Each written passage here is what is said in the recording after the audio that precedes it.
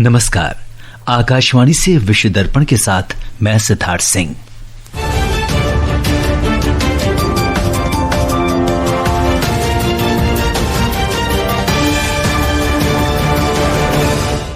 राष्ट्रीय सुरक्षा सलाहकार अजीत डोभाल ने कहा, रूस के राष्ट्रपति व्लादिमीर पुतिन शीघ्र ही भारत आएंगे। अमेरिका के राष्ट्रपति डोनाल्ड ट्रंप अगले हफ्ते रूस के राष्ट्रपति से मुलाकात करेंगे। कहा, यूक्रेन के राष्ट्रपति वोलोदिमीर जेलेंस्की के साथ बातचीत के बिना भी ये मुलाकात होगी। इजराइल की सुरक्षा कैबिनेट ने प्रधानमंत्री बेंजामिन नेतन्याहू के गाजा पर नियंत्रण के प्रस्ताव को स्वीकृति दी। कंबोडिया और थाईलैंड के बीच युद्ध विराम पर आम सहमति। और चेन्नई ग्रैंड मास्टर्स में भारत के अर्जुन एरिगेसी और जर्मनी के विंसेंट कीमर ने शानदार जीत के साथ शुरुआत की। राष्ट्रीय सुरक्षा सलाहकार अजीत डोभाल ने कल मॉस्को स्थित क्रेमलिन में रूसी राष्ट्रपति व्लादिमीर पुतिन से मुलाकात की। इससे पहले श्री डोभाल ने रूसी सुरक्षा परिषद के सचिव सर्गेई शोइगु के साथ भेंट की। इस अवसर पर श्री डोभाल ने कहा कि भारत का रूस के साथ एक विशेष और दीर्घकालिक संबंध है और वो इस संबंध को महत्व देता है। उन्होंने कहा कि दोनों पक्षों के बीच उच्च स्तरीय और बहुत महत्वपूर्ण बातचीत हुई। सुरक्षा सलाहकार ने कहा कि रूस के राष्ट्रपति व्लादिमीर पुतिन शीघ्र ही भारत आएंगे। We are very excited and delighted to learn about the visit of His Excellency the President of Russia, President Putin, to India. I think that the dates are almost finalized now. These summit meetings have always been the watershed points. They have always given a new direction to our relations. So I do hope that this meeting at this point of time will give us some new ideas. America के राष्ट्रपति Donald Trump ने कहा है कि वो रूस के राष्ट्रपति व्लादिमीर पुतिन से मुलाकात करेंगे, भले ही श्री पुतिन यूक्रेन के राष्ट्रपति वोलोदिमीर जेलेंस्की से न मिलें। श्री ट्रंप की ये टिप्पणी श्री पुतिन के उस बयान के बाद आई है जिसमें उन्होंने अगले सप्ताह संयुक्त अरब अमीरात में ट्रंप के साथ मुलाकात होने की संभावना व्यक्त की थी। प्रेस सचिव कैरोलिन लेविट ने कहा कि अमेरिका अब भी किसी भी संभावित बैठक के लिए काम कर रहा है। ट्रंप और पुतिन के बीच बैठक बुधवार को मॉस्को में अमेरिकी राजदूत स्टीव विटकॉफ की पुतिन के साथ बातचीत के बाद हो गई। मैक्सिको की राष्ट्रपति क्लाउडिया शेनबाम ने अमेरिका में हाल ही में हुई प्रवासी विरोधी छापेमारी की आलोचना की और वहां रह रहे मैक्सिकन नागरिकों की सुरक्षा का संकल्प लिया। उन्होंने कहा कि यह छापेमारी बेहद अनुचित है और अमेरिकी अर्थव्यवस्था को गंभीर नुकसान पहुंचाएगी। मैक्सिको सरकार के अनुसार 20 जनवरी से 1 अगस्त तक 75,900 से ज्यादा मैक्सिकन नागरिकों को अमेरिका से वापस भेजा गया है। श्रीमती शेनबाम ने कहा कि कैलिफोर्निया में छापेमारी के बाद मैक्सिकन वाणिज्य दूतावासों के कर्मचारी अमेरिका में हिरासत केंद्रों का दौरा कर रहे हैं ताकि ये पता लगाया जा सके कि कितने मैक्सिकन नागरिकों को हिरासत में लिया गया है। इजराइल के सुरक्षा मंत्रिमंडल ने प्रधानमंत्री बेंजामिन नेतन्याहू के गाजा शहर को कब्जे में लेने के प्रस्ताव को मंजूरी दे दी है। एक रिपोर्ट। सुरक्षा मंत्रिमंडल ने गाजा में युद्ध समाप्त करने के लिए 5 सिद्धांत भी अपनाए हैं, जिनमें हमास को निशस्त्र करना, सभी बंधकों जीवित अथवा मृत की वापसी, गाजा का विसैन्यीकरण, गाजा में इजरायली सुरक्षा नियंत्रण स्थापित करना और एक ऐसे नागरिक प्रशासन की स्थापना शामिल है जो न तो हमास और न ही फलस्तीनी प्राधिकरण के अधीन हो।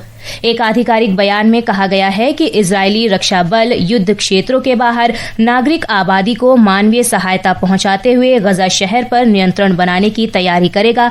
इसमें कहा गया है कि सुरक्षा मंत्रिमंडल में बहुमत का मानना है कि इस तरह की वैकल्पिक योजना से न तो हमास की हार होगी और न ही बंधकों की रिहाई।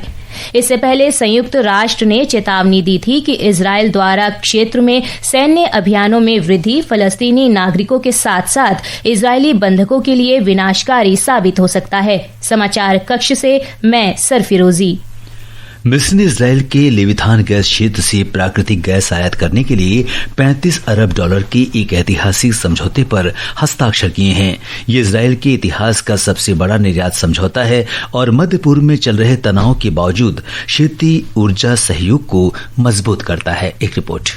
न्यूमेड एनर्जी के घोषित समझौते में इजरायल वर्ष 2040 तक मिस्र को 130 अरब घन मीटर प्राकृतिक गैस की आपूर्ति करेगा। इजरायल के भूमध्य सागरीय तट पर स्थित लेविथान गैस क्षेत्र, जिसमें लगभग 600 अरब घन मीटर का भंडार है, इजरायली ऊर्जा निर्यात का केंद्र बन गया है। यह क्षेत्र वर्तमान में मौजूदा अनुबंधों के तहत मिस्र को सालाना लगभग 4.5 अरब घन मीटर गैस की आपूर्ति करता है। यह विस्तारित साझेदारी दोनों देशों के बीच ऊर्जा संबंधों को गहरा करती है। यह समझौता पूर्वी भूमध्य सागरीय ऊर्जा सहयोग के विकास को रेखांकित करता है, जो व्यापक राजनीतिक तनावों के बावजूद दोनों देशों को प्रमुख क्षेत्रीय खिलाड़ियों के रूप में स्थापित करता है। विश्व दर्पण के लिए आनंद पाठक। विश्व दर्पण समाचार आकाशवाणी से प्रसारित किए जा रहे हैं। ताजा समाचार जानने के लिए आप हमारे social media handle x@AIR news Hindi को फॉलो कर सकते हैं। विश्व दर्पण में आपका फिर स्वागत है। कंबोडिया और थाईलैंड ने कल सामान्य सीमा समिति JBC की बैठक में युद्ध विराम पर सहमति व्यक्त करते हुए एक समझौते पर हस्ताक्षर किए। बैठक में कंबोडिया और थाईलैंड के अधिकारी शामिल हुए, जबकि अमेरिका, चीन और मलेशिया के प्रतिनिधियों ने तीसरे पक्ष के पर्यवेक्षकों के रूप में भाग लिया। मलेशिया के रक्षा मंत्रालय में आयोजित वार्ता के बाद जारी एक संयुक्त बयान के अनुसार दोनों पक्ष सभी प्रकार के हथियार रहित युद्ध विराम पर सहमत हुए। दोनों पक्ष 28 जुलाई की मध्यरात्रि को युद्ध विराम समझौते के समय की स्थिति के अनुसार बिना किसी और बदलाव के वर्तमान सैन्य तैनाती को बनाए रखने पर भी राजी हुए। कंबोडिया और थाईलैंड की सेनाओं के बीच 24 जुलाई को सीमा पर हिंसक झड़प शुरू हो गई थी। दोनों देश 28 जुलाई को युद्ध विराम पर सहमत हुए, जो उसी दिन आधी रात से प्रभावी हो गया। दक्षिण कोरिया ने अगली पीढ़ी का पावर ग्रिड स्थापित करने के उद्देश्य से एक टास्क फोर्स का गठन किया है। ये बिजली आपूर्ति की दक्षता में सुधार के लिए कृत्रिम बुद्धिमत्ता का उपयोग करेगा। व्यापार, उद्योग और ऊर्जा मंत्रालय के अनुसार राष्ट्रपति ली जे म्यूंग द्वारा पिछले सप्ताह एक AI पावर ग्रिड बनाने के आह्वान के बाद इस टास्क फोर्स का गठन किया गया है। ये पूरे देश को बिजली उत्पादन, भंडारण और खपत से जोड़ेगा। भारत कोलंबिया की राजधानी बोगोटा में अगले वर्ष आयोजित होने वाले 38वें बोगोटा अंतर्राष्ट्रीय पुस्तक मेला में विशिष्ट अतिथि देश के रूप में भाग लेगा। ये मेला दोनों देशों के लोगों के बीच आपसी संबंधों में एक नया अध्याय जोड़ेगा। कोलंबिया में भारतीय राजदूत वनलाल हुआ ने कहा कि साहित्यिक आदान प्रदान गहरे संबंधों, लोगों के बीच आपसी संपर्क के लिए एक सेतु का काम करेगा। भारत के राष्ट्रीय पुस्तक न्यास ने इस वर्ष 25 अप्रैल से 11 मई तक आयोजित 37वें बोगोटा अंतर्राष्ट्रीय पुस्तक मेले में पहली बार भारत की पुस्तकों की एक सामूहिक प्रदर्शनी प्रदर्शित की। वियतनाम की कम्युनिस्ट पार्टी के महासचिव टो लाम ने हनोई में भारतीय राजदूत संदीप आर्य के साथ बैठक की। उन्होंने भारत के साथ व्यापक रणनीतिक साझेदारी की सराहना करते हुए विभिन्न क्षेत्रों में दोनों देशों के बीच संबंधों के सकारात्मक विकास की सराहना की। उन्होंने राष्ट्रपति द्रौपदी मुर्मू और प्रधानमंत्री नरेंद्र मोदी को बधाई देते हुए उन्हें वियतनाम की यात्रा के लिए आमंत्रित किया। बैंकॉक में आयोजित एशियाई मुक्केबाजी चैंपियनशिप में भारत लगातार शानदार प्रदर्शन कर रहा है। हमारे खेल संवाददाता की ये रिपोर्ट। बैंकॉक में अंडर 19 एशियाई मुक्केबाजी चैंपियनशिप में भारत के पदकों की संख्या 12 हो गई है। कल 5 पुरुष मुक्केबाजों ने अपने अपने भार वर्ग में जीत के साथ सेमीफाइनल में प्रवेश किया। 55 किलोग्राम भार वर्ग में शिवम, 65 किलोग्राम भार वर्ग में मौसम सुहाग, 75 किलोग्राम भार वर्ग में राहुल कुंडू, 85 किलोग्राम भार वर्ग में गौरव और 90 किलोग्राम भार वर्ग में हेमंत सांगवान ने शानदार प्रदर्शन करते हुए सेमीफाइनल में जगह पक्की की। अंडर 19 और अंडर 22 एशियाई मुक्केबाजी चैंपियनशिप एक साथ आयोजित की जा रही है और भारत ने अंडर 22 वर्ग में भी 13 पदक पक्के कर लिए हैं। विश्व में 5वीं वरीयता प्राप्त खिलाड़ी अर्जुन एरिगैसी और German grand master Vincent Kiemer ने चेन्नई में आयोजित quant box Chennai grand masters tournament में जीत के साथ अपने अभियान की शुरुआत की। भारत के ग्रैंड मास्टर प्रणव वी और कार्तिकेयन मुरली के बीच मुकाबला बराबरी पर समाप्त हुआ। अंत में मुख्य समाचार एक बार फिर।